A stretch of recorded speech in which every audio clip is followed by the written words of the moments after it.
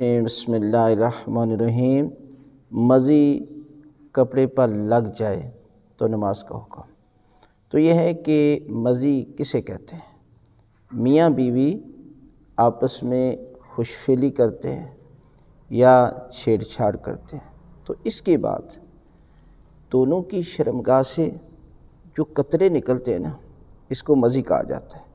लिहाजा ये अगर जिस्म पर लग जाए या कपड़े पर लग जाए तो कपड़ा नजस नहीं होता, जिस्म नजस नहीं होता, और ना ही इसके बाद गुस्ल की ज़रूरत होती है।